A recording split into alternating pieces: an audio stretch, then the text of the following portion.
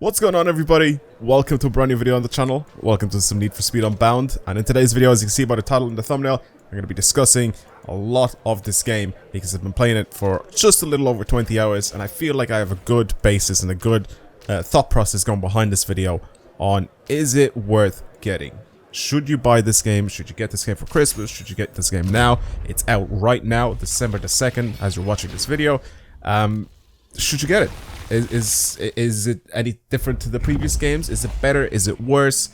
I'm going to discuss all of it in today's video, and hopefully I will help you to come to a bit of a decision, or at least guide you in the right way, like I said, whether you should buy the game or not.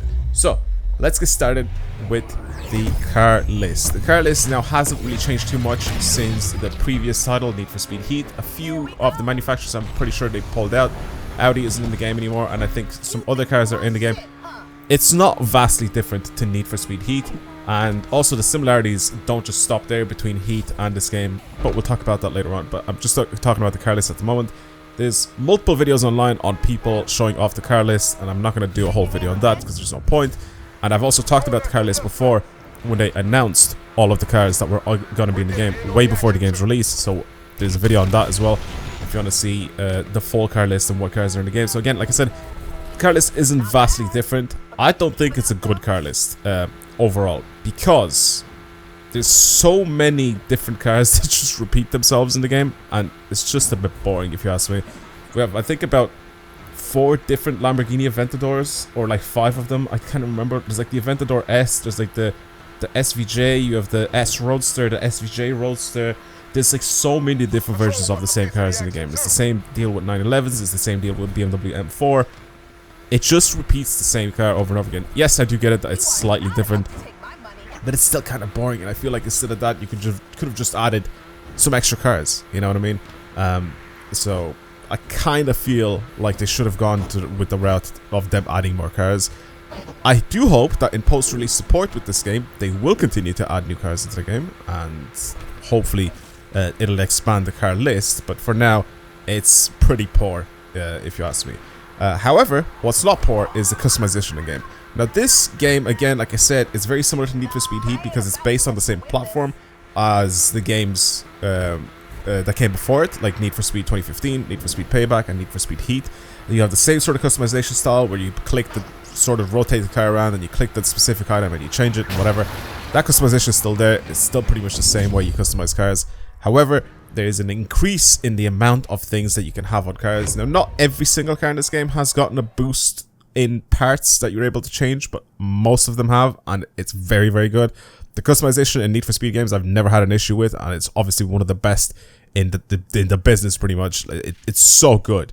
And in this game, they just sort of stepped it up even more, and you have even more customization options and things to change. And it's nice. I really, really like it. Now, also, on top of that, we have all of the different extra things added basically on top of the game itself. All of the animated things, which I feel like a lot of people are going to dislike. Again, fully customizable if you want to change any of those. I don't know how I feel about it. I feel like a lot of people are going to say that they don't like this game because of the whole animated effects and of course the animated characters that play in the game as well, but like also just the trails and the smokes and, like I said, all the little effects that they've added basically on top of the game after they made it look pretty realistic. Like, the game actually looks very, very good. Visually, I've never had an issue with Need for Speed. I always thought that the games looked very, very good, but then they added this extra art style on top of it, and I feel like a lot of people are 50-50 on it. Like, there's so many people that absolutely hate it, and they feel like they ruined the game with it, and there's people that understand it, that this is something different. They decide to, you know, kind of go a different way to Need for Speed Heat and add these effects.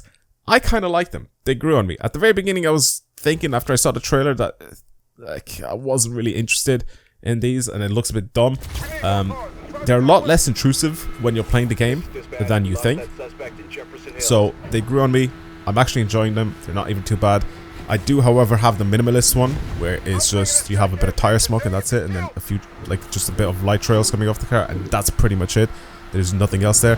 Obviously, you can change those, and there's a huge list of things to change on customizing all of the effects and everything like that. But yeah, at first I wasn't a fan. They grew on me. Not too bad. Now, the next thing I want to talk about, because again, it's another sort of 50-50 thing with people's opinions on it, is the driving physics. What are they like? How have they changed anything? Does it still drive the same as Need for Speed Heat? Does it still drive the same as Need for Speed Payback or 2015? Obviously, it's not going to drive the same as 2015. I feel like 2015 had some of the worst driving physics in the Need for Speed franchise, in my opinion, because it was so hard to have a car that drove really well as a grip car, because everything would understeer and it would just drive poorly. This game, actually, drives really, really well. Think of the driving physics as Need for Speed Heat's physics, but they've been more refined and more dialed in. You can have your cars grip around corners and drive really well around corners. You don't have to have brake to drift or anything like that on, just like in some of the previous games that like Heat and Payback, where you could actually turn brake to drift fully off, so you don't really have to have that on. You can literally just turn a car into a grip car. I don't think you should. I think there should be like sort of like a balance between a grip / drift car, because there's also different events to do where you have to go sliding around the place, and you also have to go around and just drive normally. But basically in this game, it's not very realistic. It's far from being realistic, but the driving physics themselves, it's an arcade style game, right? It is an arcade style game. So for people that come into this game looking for it to be like, you know, Forza Motorsport or Gran Turismo or Forza Horizon or whatever, it's not going to be. Okay, so there's no point of you comparing it to any of those games. It's its own game. Think of it as an arcade game. It's much closer to the driving physics in The Crew 2 than it is to any of the Forzas or any of the Gran Turismos or any Assetto Corsa or whatever. I shouldn't really throw in Assetto Corsa or any of the actual simulators in the mix when I'm talking about this game, but I'm just saying, in comparison, like, this is way towards the scale of being an arcade racer, and you have to get that into your thick skulls, I guess, because a lot of people still compare this to a bunch of the other games and they say, oh, the game's terrible because the cars don't drive like these other games. You know what I mean? Like, you can't compare it. It's its own thing, its own game. You have to sort of think about it that way. I do like the driving physics. They're pretty intuitive, very easy to get used to once you play the game for a little bit. And yeah, like I said, it's an arcade game with the arcade driving physics, and they just feel like more refined Need for Speed Heat physics. And it is better. It is overall just a better system and just the way everything works. Now, let's move on to the story. Now, the story in this game, I think, is one of the worst stories that they've ever made. Nothing really happens in it. They sort of just throw you in the deep end at the very beginning, and then you just sort of have to figure your way out with what happens. And then after the whole intro scene and all that stuff, you basically get put in the system where there's a week. Now, in this week, you have a day and night cycle. During the day, there's different races that you can do, which will also increase your heat level. Your heat level is to do with cops, obviously. The higher the heat level, the more extreme the cops get, and the harder they get to lose and to, I guess, take them out and stuff like that. So it's pretty much the same as every other Need for Speed that came before it. From all the way back to Need for Speed like Most Wanted or Hot Pursuit or whatever.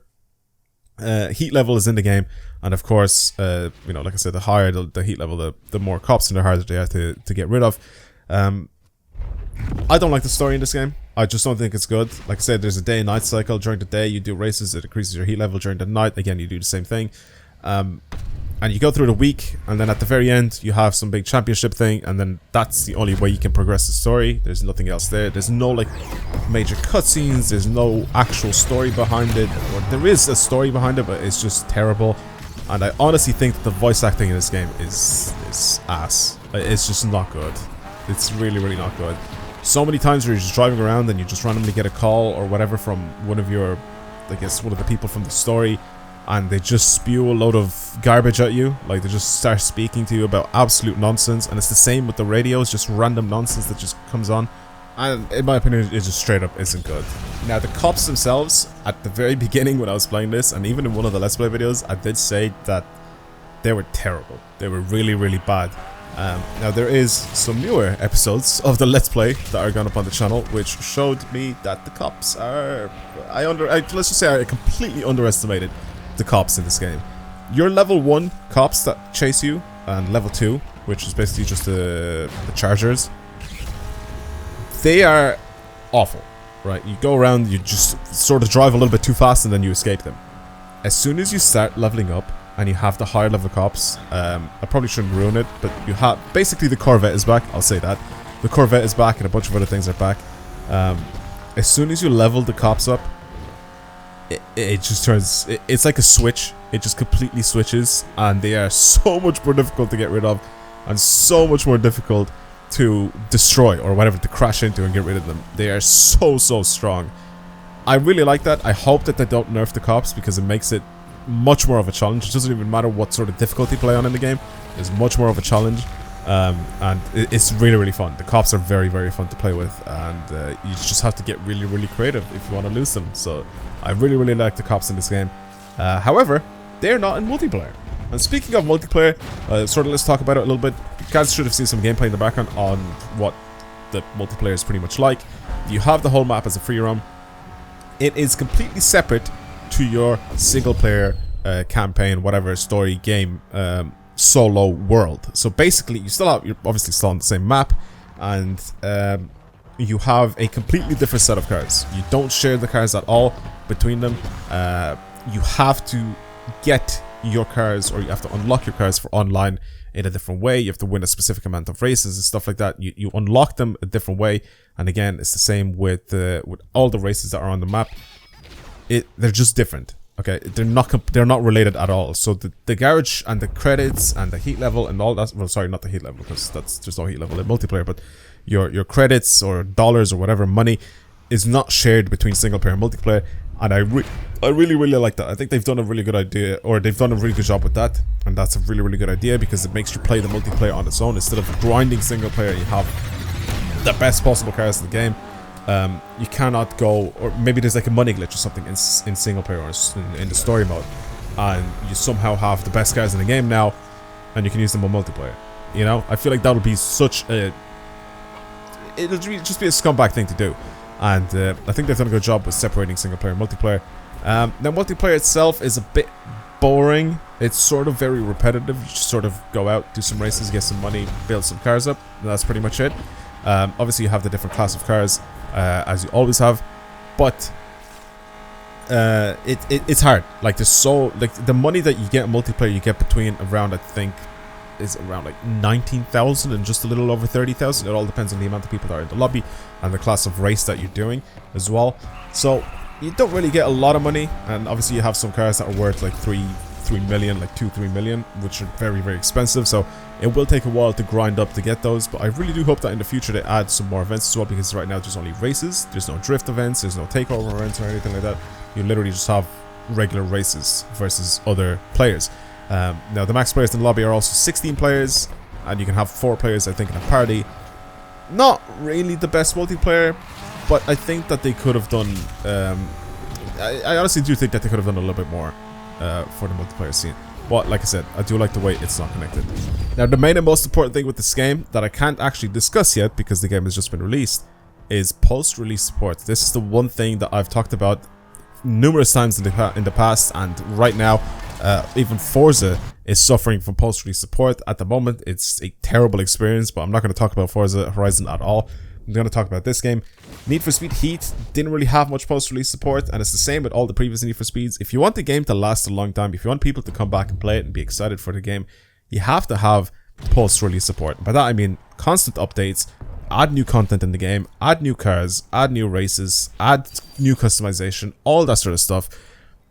And Need for Speed are notorious for having very terrible post-release support, because the games, after a few months, they just end up dying. So I really do hope that this game is different. Honestly, I'm praying that this game is different, because I'm enjoying the game, I'm having fun playing it, and like I said, I do hope that they continuously add stuff into the game, and they continuously update it and change stuff. Please have good post-release support with this game. Now, taking everything I said into consideration, should you buy this game? In my personal opinion, as a content creator, I obviously own this game, I create content and all that sort of stuff, so it's a little bit different. But if, let's say, I was just going to buy this game to play it, should I buy this game? I say yes, if you can justify spending whatever the amount of money is on the game. If you don't think, don't be overly hyped about the game. I'm definitely on the scale tipping over like you should get this game. Like it is a fun game to play. It's definitely a good game to play if you enjoy Need for Speed Heat, for example, and you played that game a lot. I think you'll definitely enjoy playing this game, and I definitely think that you should get it. If you bought Need for Speed Heat and you're sort of on the fence about it, maybe wait a little bit longer, maybe get it on sale or something like that. But I do think that it's a fun game to play. I do definitely think that it's definitely a step up from the previous Need for Speeds. But again, it's up to you guys if you should buy this game from whatever I've told you right now in this video. Again, is it worth for you to spend your hard-earned money on this game? It's $70 or $80 or whatever it is nowadays. I can't really remember. But again, it's pretty much up to each separate person. So hopefully this video helped you at least come to some sort of a conclusion if you should buy this game or not. But yeah, that's it. If you guys enjoyed this video, if you found it helpful, then of course like it, comment, share, do whatever you guys want to do. Subscribe to the channel if you're brand new here and you want to see more videos like this on the channel. But yeah, that's pretty much it. I'll see you guys in the next video. Goodbye, everyone.